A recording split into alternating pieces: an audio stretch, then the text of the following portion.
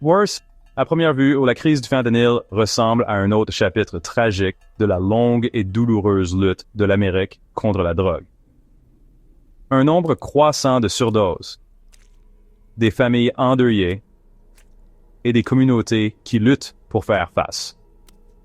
Mais derrière les gros titres et au-delà des statistiques, se cache une vérité plus profonde et plus inconfortable. La Chine a joué un rôle central dans l'essor et la propagation du fentanyl. L'opioïde synthétique, désormais responsable de plus de 100 000 morts par overdose chaque année aux États-Unis. Et le plus troublant, une grande partie de cela s'est passé au grand jour. Ce n'est pas une théorie du complot. Ce n'est pas basé sur des spéculations. C'est le résultat d'un schéma bien documenté sur plusieurs années d'exportation de produits chimiques, de lacunes réglementaires, d'ambiguïté intentionnelle et d'un manque de contrôle sérieux. Tout cela a permis au fentanyl de passer des laboratoires chinois au cartel mexicain de la drogue et finalement aux rues américaines. Ce qui a commencé comme un problème de santé publique est devenu une crise internationale de la chaîne d'approvisionnement avec des conséquences dévastatrices pour les États-Unis. Les preuves sont claires. Des fabricants de produits chimiques en Chine ont sciemment expédié des analogues et des précurseurs du fentanyl, souvent sous des étiquettes trompeuses ou par le biais de sociétés écrans à des réseaux criminels à l'étranger. Ces substances n'étaient bien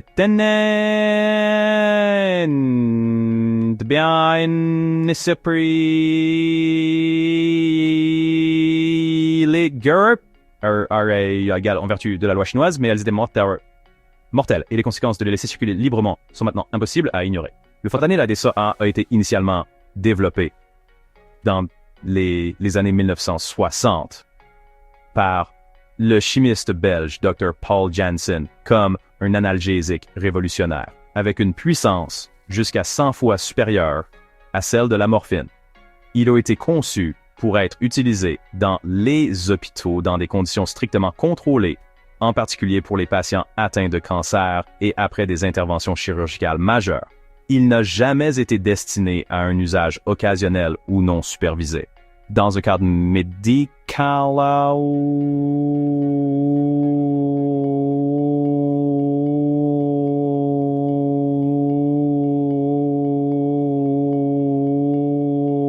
est précis, efficace et sûr, mais seulement lorsqu'il est administré par des professionnels et soigneusement dosé.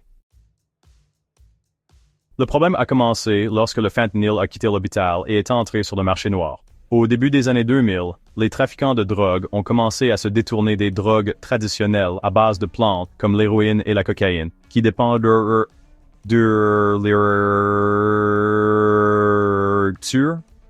des saisons de récolte et d'importantes opérations de contrebande. Ils se sont plutôt tournés vers les drogues de synthèse, en particulier le fentanyl, car elles pouvaient être fabriquées dans de petits laboratoires avec des produits chimiques sans dépendre des cultures ou des conditions météorologiques. Cela a donné aux trafiquants un meilleur contrôle sur l'approvisionnement, des coûts plus bas et une puissance beaucoup plus élevée par gramme.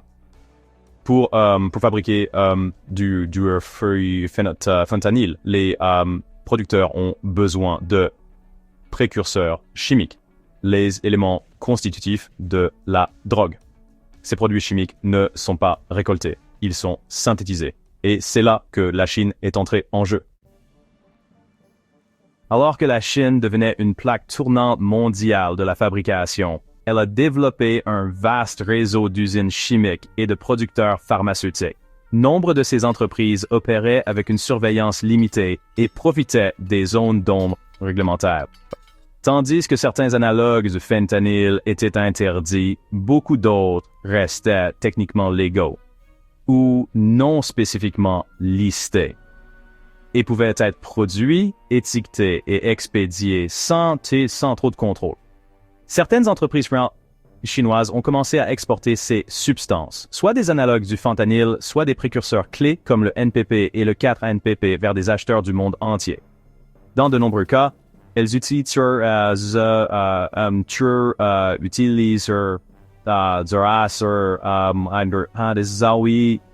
nom de produits codés de fausses étiquettes ou des sociétés intermédiaires pour éviter d'être détectés. Les cartels mexicains ont rapidement tiré profit de la situation. Ils importaient les produits chimiques, terminaient la synthèse dans des laboratoires gérés par les cartels, puis introduisaient clandestinement le produit final aux États-Unis par le biais de routes de contrebande bien établies. Le fentanyl est rapidement devenu la drogue la plus mortelle en Amérique. En raison de son extrême puissance, seulement 2 mg peuvent être fatales. Ils pouvaient être facilement mélangés à l'héroïne, pressés en pilules contrefaites ou ajoutés à d'autres drogues, comme la cocaïne, à Cialit, Laurel Island.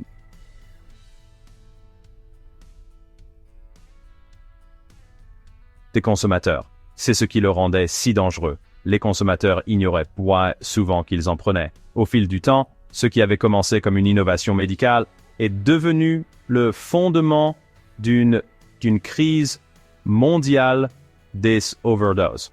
La drogue elle-même n'avait pas changé, mais sa production, sa distribution et sa consommation, oui. Au centre de cette transformation se trouvait une chaîne d'approvisionnement qui ne prenait pas sa source dans les rues américaines, mais dans des usines chimiques chinoises, légales sur le papier, mais alimentant un commerce mortel aux conséquences mondiales. Au cours de la dernière décennie, les entreprises chimiques chinoises ont joué un rôle central dans le commerce mondial du fentanyl, pas nécessairement en produisant la drogue finale, mais en fournissant les précurseurs chimiques utilisés pour sa fabrication. Nombre de ces entreprises faisaient ouvertement la publicité de leurs produits sur des sites web, les réseaux sociaux ou des places de marché de produits chimiques. Les annonces utilisaient souvent des noms vagues ou techniques. Mais les experts, des trafiquants de drogue aux chimistes des cartels, savaient exactement ce qu'ils étaient. Ils vendaient des analogues du fentanyl ou des ingrédients clés comme le NPP et le 4-NPP, essentiels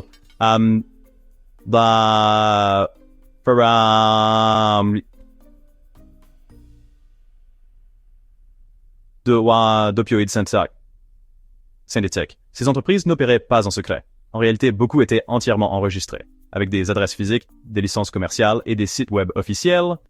Elles utilisaient des applications de messagerie chiffrées, acceptaient les paiements en crypto-monnaie et expédiaient à l'international par l'intermédiaire de grands transporteurs comme DHL, FedEx et UPS. Les envois étaient souvent mal étiquetés, comme des produits de nettoyage, des solvants industriels ou des additifs alimentaires, pour éviter d'être détectés. Certains envoyaient même des échantillons gratuits à des clients potentiels aux États-Unis. Les autorités américaines savaient ce qui se passait. La DEA et les douanes et la protection des frontières ont suivi les expéditions, saisi des milliers de colis et procédé à des arrestations. Mais la chaîne d'approvisionnement s'est avérée incroyablement difficile à arrêter. Ça pour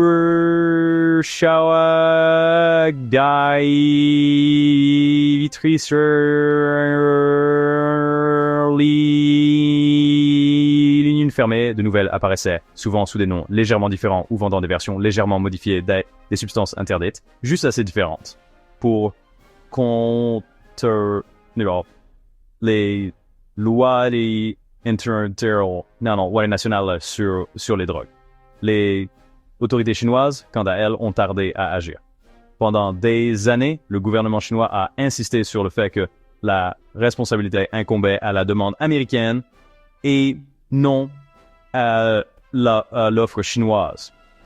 Ils ont fait valoir que bon nombre de ces produits chimiques n'étaient pas encore illégaux et qu'ils ne pouvaient pas agir sans preuve claire que les composés étaient utilisés pour fabriquer des drogues illicites.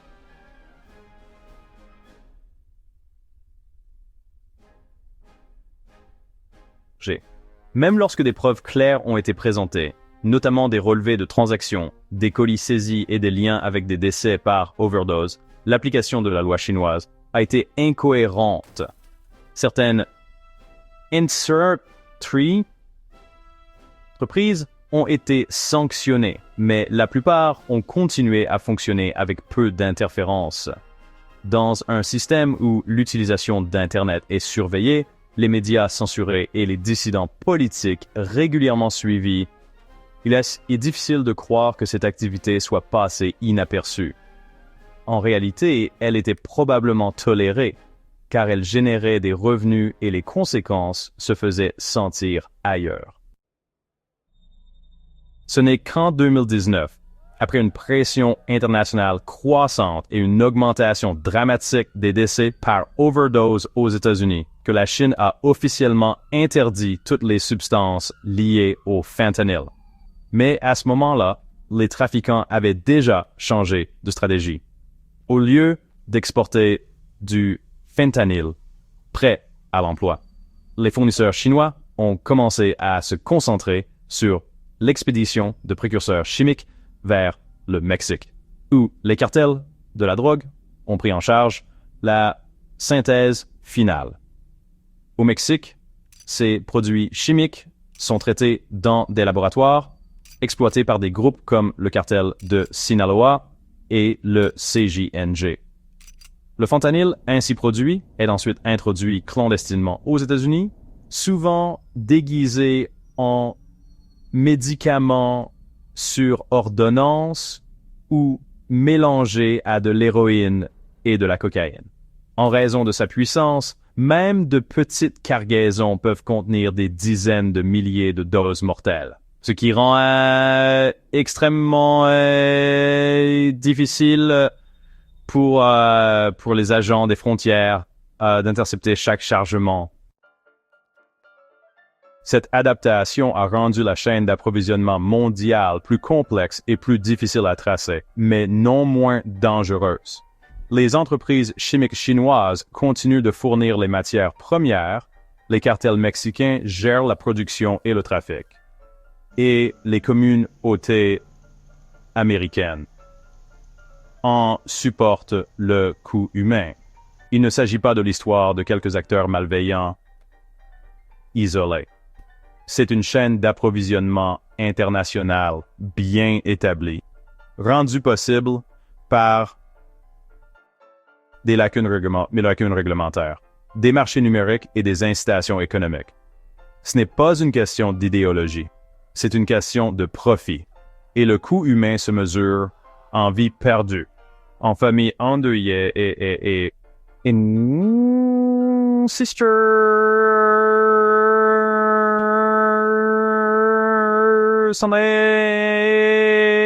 débris. Tant que le flux de précurseurs en provenance de Chine ne sera pas stoppé et que la coopération internationale ne sera pas prise au sérieux, la crise continuera, quel que soit le nombre de pilules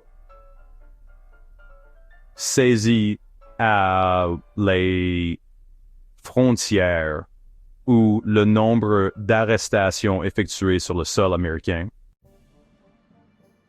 Tout a commencé avec des publicités en ligne. Discrètement, presque innocemment. Tapis dans les recoins les plus sombres d'Internet, les fournisseurs de produits chimiques chinois ont commencé à promouvoir des substances aux noms à consonance scientifique. Obscur et sûr. Is in Reno pour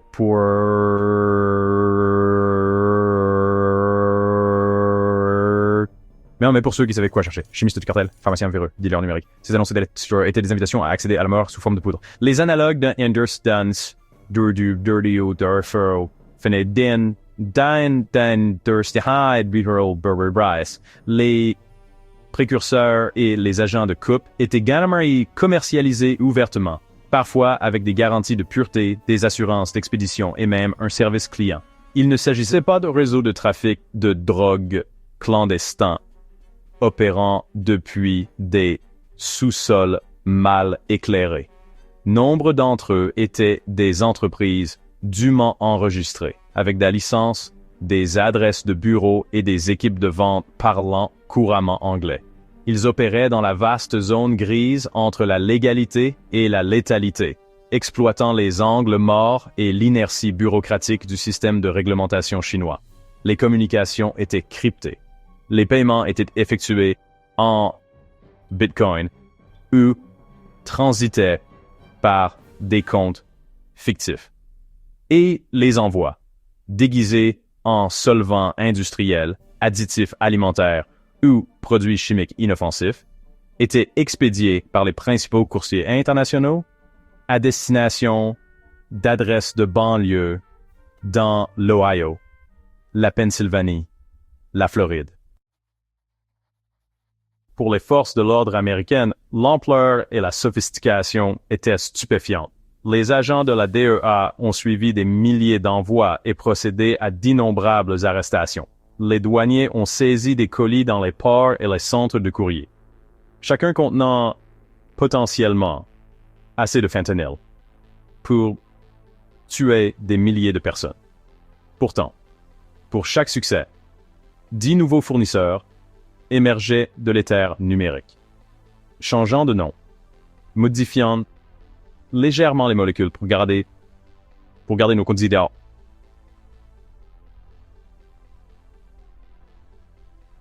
Das operates sur les interdictions internationales. C'était un jeu du chat et de la souris chimique, et les États-Unis étaient toujours à la traîne. Ce qui rendait cela encore plus insidieux, c'était l'apparente indifférence. Oui, le déni des autorités chinoises. Pendant des années, Pékin a rejeté la faute, insistant sur le fait que le problème était la demande américaine et non l'offre chinoise. Les autorités affirmaient qu'elles sont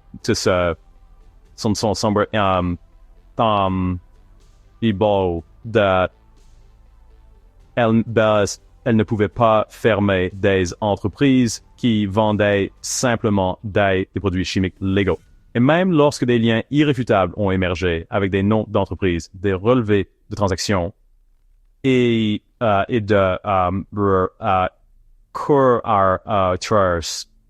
pour saisi, l'application de la loi était sporadique, sélective et rarement décisive. La réalité, tant que les profits coulaient à flot et que les conséquences restaient à l'étranger, il y avait peu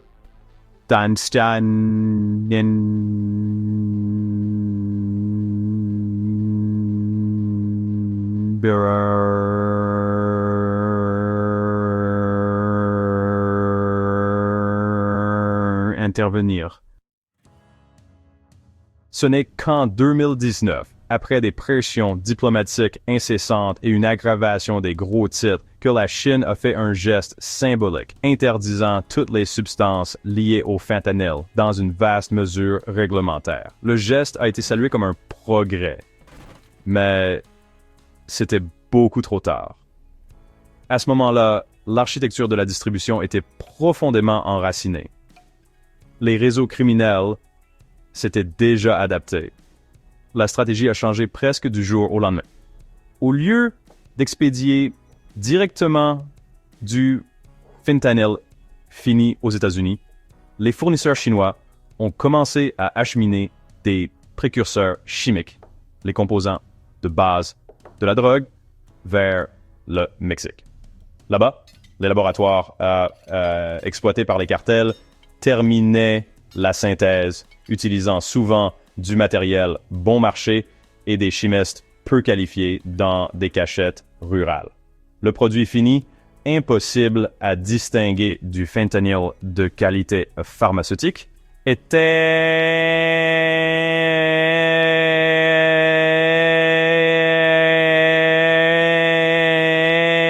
miné clandestinement à travers la frontière sud, caché dans des véhicules, des sacs à dos ou des envois commerciaux.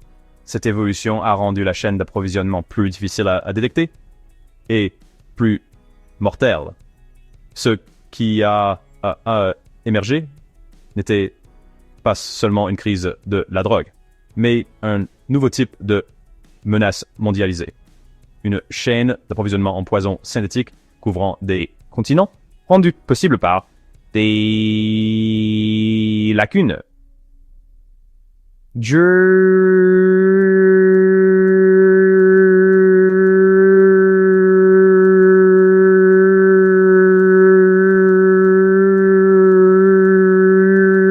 Numérique et le vide moral entre le profit et les conséquences. Pour résultat, une guerre chimique au ralenti, non déclarée, mais dévastatrice, non orchestrée par des généraux, mais par des hommes d'affaires en blouse blanche et des cartels avec des tableurs. Aujourd'hui, la majeure partie du fentanyl responsable des décès par overdose aux États-Unis est produite et trafiquée par des organisations criminelles mexicaines, principalement le cartel de Sinaloa et le cartel Jalisco Nouvelle Génération, ou CJNG. Ces groupes exploitent des laboratoires à grande échelle au Mexique, où les précurseurs chimiques sont synthétisés en fentanyl, comprimés en faux comprimés, et introduit clandestinement aux États-Unis par la frontière sud. Ces laboratoires dépendent d'une chose, un approvisionnement constant en précurseurs chimiques, et la plupart d'entre eux proviennent encore de Chine. Des produits chimiques tels que le NPP et le KNPP, essentiels à la production de fentanyl, sont fabriqués en grande quantité par des entreprises chinoises. Ils sont souvent vendus sur des marchés en ligne obscurs, mal étiquetés et expédiés via des circuits logiques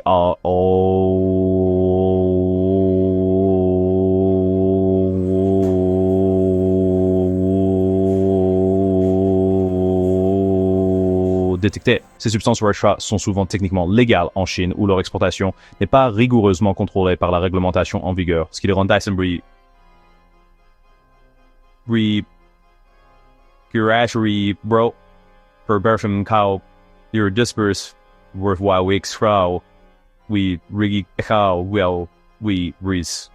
classique. Même si les envois peuvent être déguisés ou acheminés par des intermédiaires, leur destination est généralement claire. Les laboratoires de drogue au Mexique. De là, le produit fini entre aux États-Unis, souvent déguisé en médicaments sur ordonnance comme le Xanax, l'oxycodone ou l'Adderall, contribuant à une augmentation des overdoses, surtout chez les jeunes qui ne savent peut-être pas ce qu'ils prennent. Cette chaîne d'approvisionnement est efficace et rentable. Et bien que la Chine n'envoie plus directement de fentanyl fini aux États-Unis à la même échelle qu'avant 2019, elle continue de jouer un rôle crucial en amont en fournissant les matières premières. Sans ces précurseurs, la production au Mexique ralentirait considérablement. Cela rend le rôle de la Chine centrale, même s'il n'est plus aussi visible. Le gouvernement des États-Unis a demandé à plusieurs reprises à la Chine de sévir contre l'exportation de ces produits chimiques. Vous savez, en 2019, sous la pression internationale, Pékin a officiellement interdit toutes les substances liées au fentanyl. Mais, honnêtement,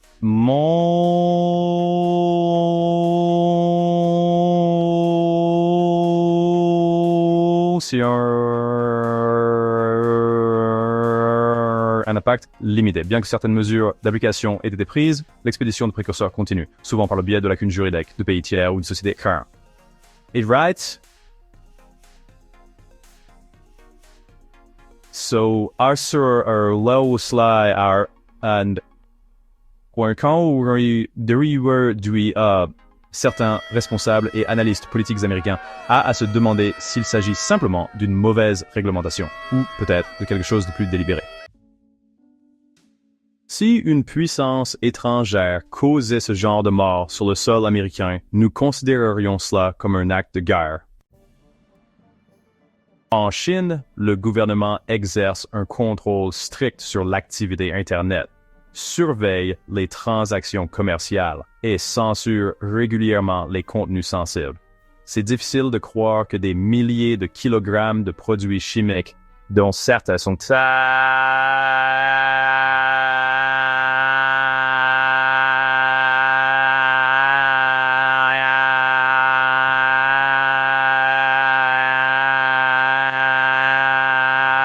puissent être fabriqués et exportés sans un certain niveau de connaissance de l'État. Soyons clairs, il n'y a aucune preuve publique que le gouvernement chinois cible intentionnellement les États-Unis avec des précurseurs de fentanyl. Mais en même temps, il est également clair que la Chine n'a pas fait de l'arrêt de ses exportations une priorité absolue, malgré des années d'avertissement, de pression diplomatique. Et l'augmentation des décès par overdose aux États-Unis. Que cette inaction soit due à un calcul politique, à un intérêt économique personnel ou simplement à de l'indifférence, le résultat est le même. La chaîne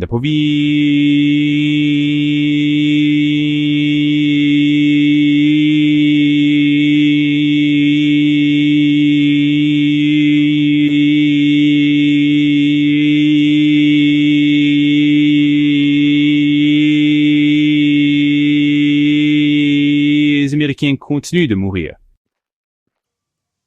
On présente souvent la crise du fentanyl comme un problème national. Mais, vous savez, ses racines sont mondiales. C'est un problème de chaîne d'approvisionnement qui commence dans les usines chimiques chinoises, passe par les laboratoires de drogue mexicains et se termine dans les foyers, les écoles et les communautés américaines. Tant que ce réseau international ne sera pas traité, en particulier à la source, les États-Unis auront du mal à stopper le flux de fentanyl. Peu importe la quantité saisie à la frontière ou le nombre de trafiquants arrêtés. Il ne s'agit pas seulement de politique en matière de drogue. Il s'agit de diplomatie, de contrôle des échanges commerciaux et de sécurité nationale. Et honnêtement, il faut dénoncer chaque maillon de la chaîne, y compris ceux dont personne ne veut parler. Il ne s'agit pas seulement de géopolitique, il s'agit de personnes. Aux États-Unis, plus de 70 000 personnes meurent chaque année d'overdose d'opioïdes synthétiques, la plupart causées par le fentanyl. Beaucoup d'entre elles n'ont jamais eu l'intention de...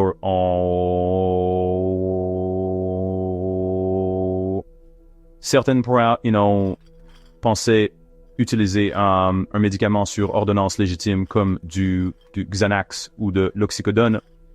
D'autres étaient aux prises avec une dépendance et ne savaient pas que leur héroïne ou leur cocaïne était mais non. Ça...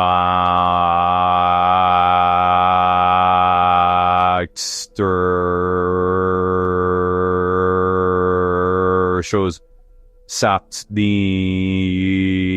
fois plus puissant que la morphine. Des parents retrouvent leurs enfants morts dans leur chambre. De jeunes adultes font des overdoses lors de fêtes après avoir pris un seul comprimé. Des communautés entières, en particulier dans l'Amérique rurale et ouvrière, sont décimées. Les salons funéraires sont débordés. Les premiers intervenants sont épuisés. Les systèmes de santé mentale sont sous-financés et surchargés. Ça se produit tous les jours, silencieusement, sans relâche, et la plupart des gens n'ont aucune idée de l'étendue de la chaîne d'approvisionnement. pourquoi n'entend-on pas plus parler du rôle de la Chine dans tout ça? Parce que c'est gênant. Parce que critiquer la deuxième plus grande puissance économique mondiale a des conséquences politiques, diplomatiques et économiques. Parce que cela signifierait admettre que l'un des principaux moteurs de cette crise ne se trouve pas seulement dans la rue, mais aussi dans des usines étrangères et sur les routes maritimes internationales. Mais faire comme si de rien n'était ne résout pas le problème. La réalité est la suivante. Des entreprises chinoises produisent et exportent encore les précurseurs chimiques utilisés dans la fabrication du fentanyl. Ces substances ne sont souvent pas techniquement illégales en Chine ou ne sont que légèrement réglementées et elles sont also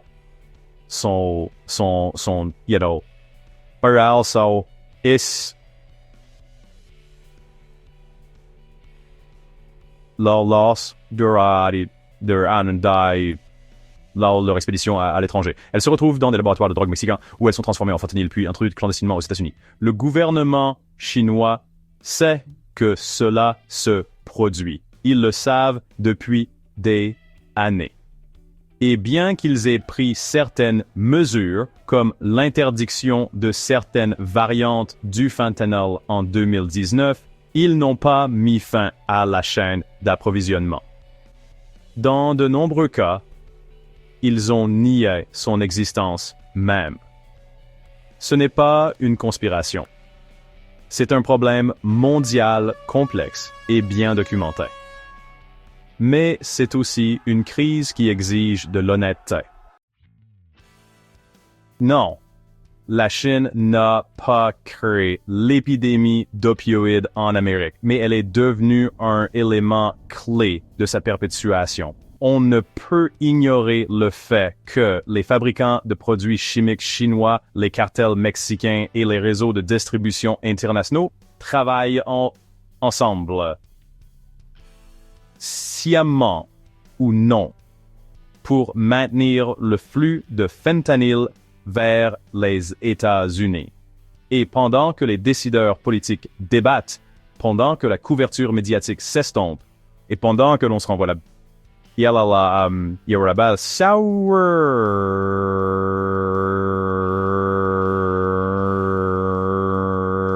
continue de mourir. Si nous voulons de vraies solutions, nous devons nommer le problème, complètement et honnêtement. Et cela signifie confronter la chaîne d'approvisionnement internationale, faire pression sur la Chine pour